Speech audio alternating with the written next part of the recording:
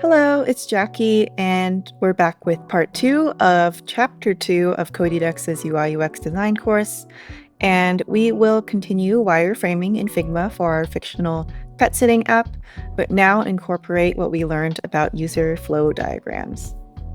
So let's see how to create a user flow diagram in FigJam, which is a tool made by Figma for collaborative whiteboarding and making things like user flow charts. So first, let's remind ourselves what we are trying to define, and I will just add some text on the whiteboard to remind ourselves. So the goal right now is to design a user flow diagram for a user who is trying to request a pet sitting appointment. So defining this allows us to narrow the scope of our user flow diagram. We don't want to create a flow for everything a user could do in the app. We want to narrow it down to a specific goal or task. And you can see in FigJam that there is this bottom bar with many different tools similar to Figma. You can add text, you can add shapes, you can draw. So feel free to play around. It's a fun tool for not just user flows, but brainstorming in general. Something that you can do to start off the user flow diagram making process is drag a shape. So I'm going to drag first this rounded rectangle up in the top and place it here. And I'm going to define the start of my user flow. So I can type within it. And I'm going to say the start of the user flow is the sign-in screen. So a user who is going back to the app will need to sign in to start the process of creating a pet sitting appointment. And I will just make this black so it's a little differentiated from future shapes that we make. So for user flow, we just want to go step by step through the process of what a user should see. After they sign in, they presumably should see their dashboard of the app. I'll change the color of it. I'll say visit dashboard. And then one thing you can do with these shapes is you can draw a connection from one shape to another. So if you hover over one side of the shape, you can draw an arrow that connects it to another shape. So this is pretty standard for any sort of flowchart making tool. And this is going to help us create a step-by-step view of what our app should look like. So what should someone see after visiting the dashboard? Well, they should have some way of making a request for a pet sitter from that dashboard. So I'm going to copy this and draw a new line and say, oh, I'm going to just fix this so I don't want it to be in both directions. Okay, and one thing I will do for the next step is to create a different shape. I'm going to use a diamond and change it to a different color. This isn't necessary, but it's helpful to differentiate things that a user might have to choose between. So the next step I will say is a user should be able to select a type of request. In my fictional pet sitting app world, there are two types of requests you can make. One is a pet sitting appointment where someone comes to your home over potentially multiple nights to watch over your pet.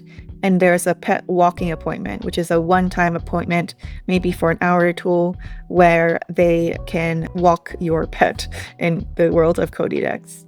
So what I will do is create two different shapes to represent this branching path. So I'm going to say one routes to this shape and another routes to this shape.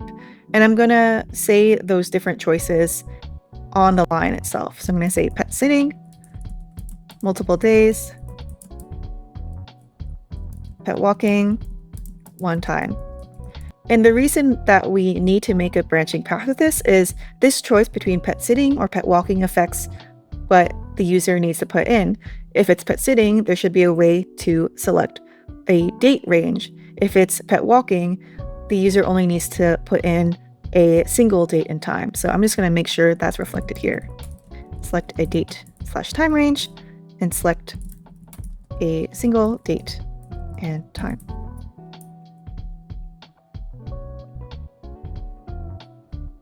Then I will say the next steps are to enter their address. So where should the pet sitter come to?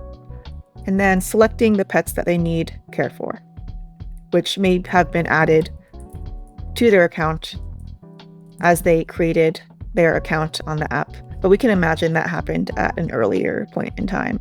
So one thing with user flows is you can sort of imagine different actions happening earlier.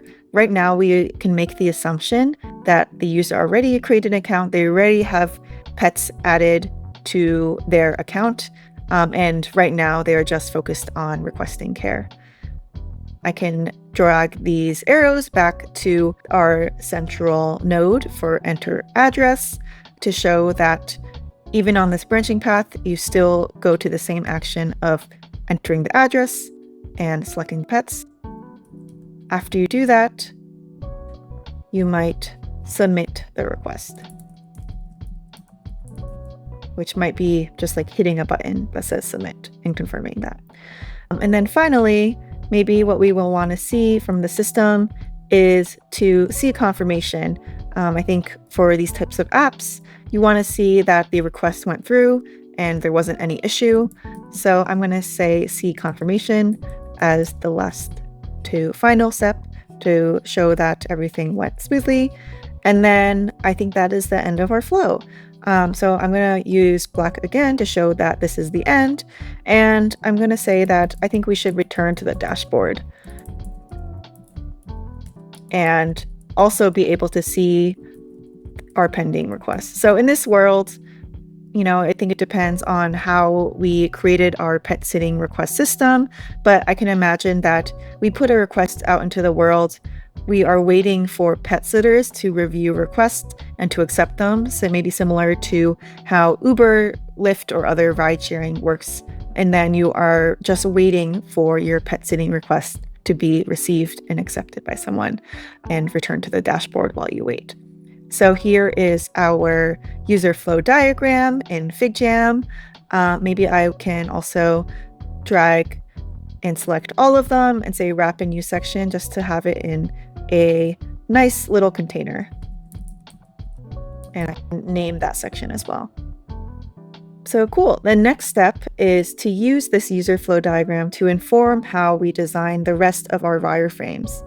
So something that I like to do, you can either go back and forth between your Figma file and your FigJam, or you can directly copy and paste your FigJam elements into your Figma file. So I'm going to paste the diagram I just made into the Figma design file I made in the previous exercise, just so we can see this flowchart side by side with our wireframes. And remember, in the last exercise, we only made the first wireframe, which is the sign-in page. So the rest of the task is about creating wireframes that support all of these future tasks. So we created the sign-in page, but the next page should be about visiting the dashboard and being able to request a pet sitter from it. So what I can do is copy and paste my frame for the sign-in screen and create a new frame. I'm going to call this dashboard. And I'm just going to delete everything inside of this dashboard frame so I can start with a blank slate. So the whole point of user flow diagrams is that we can use this as a guide or a reference as we design the rest of our wireframes and sort of view it as a checklist for making sure the user can actually complete what they are set out to do easily in the design that we are making. So let's imagine we are designing the dashboard right now, and that can look like a lot. I think this could be a very long video showing how multiple dashboard variants could look, but maybe let's just start with something simple. Typically on a dashboard, you see some personalized message. So I'm just going to create some text at the top that says, "Welcome back, Jackie." And I will left align that and then put it at the top of our app. So what do you see typically on a dashboard? I think for a pet sitting app, you typically see the requests that you've made in the past and potentially ones that you are waiting on. And you also have an easy way of requesting a pet sitter. So I think my first idea of the design is creating a little way at the top to request a pet sitter. Maybe I can see some text that says, I need a, and I'm going to copy the buttons that we already had. So this is why components are really handy. It's because we can reuse them later. I'm going to say pet sitter for this choice and then pet walker for the next choice. And whether or not this is like the best text to put in these buttons is up for interpretation. Right now I'm just showing the basic functionality that we have 2 buttons that can trigger different types of requests. And maybe we have a section at the bottom of the screen that says my requests. And I don't want to design this necessarily yet, so I'm just going to use these gray rectangles as placeholders to show that this is a list of past requests that we've made. So the wireframing process, it depends on what fidelity you are working on, but you can really be as abstract as just putting gray rectangles. It is more about conveying the general idea of what you would eventually want to make. Of course, you would not ship an app that looks like this. You would save this process later to define more details. Part of the process of wireframe is maybe you want to iterate on different options. So these 2 buttons, they work, but maybe it looks a little better to have them be larger buttons and then side by side. Maybe we even have some type of illustration or icon at the top to show what these 2 options mean and how they are different. Maybe we even have some text at the bottom. Pet sitter.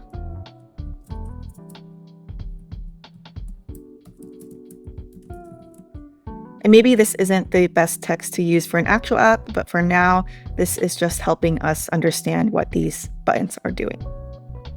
From here on, we can take a look at the rest of our user flow and see that after we select the type of request we want to make, there is a bunch of stuff that we want the user to do. We want them to select either a date time range or a single date time. We want to enter their address. We want them to select their pets and submit the request. So immediately here, I'm thinking of some form that allows them to do this process, whether they selected pet sitting or pet walking. Then finally, they should be able to see a confirmation of the request and then return to the dashboard. For now, I'm just going to create a new screen that says request form, delete all the stuff within it so it's a blank slate, and use that as a starting point for the rest of our design.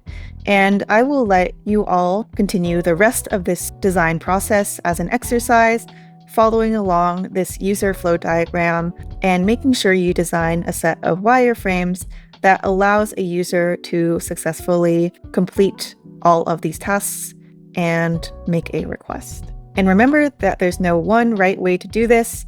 What we want you to practice is translating a user flow diagram like this one into potential wireframes. And these wireframes, remember, are low fidelity, so don't sweat the actual visuals of them too much. And if you need help, you can always refer back to my designs linked in the solutions of this exercise. Good luck and happy designing.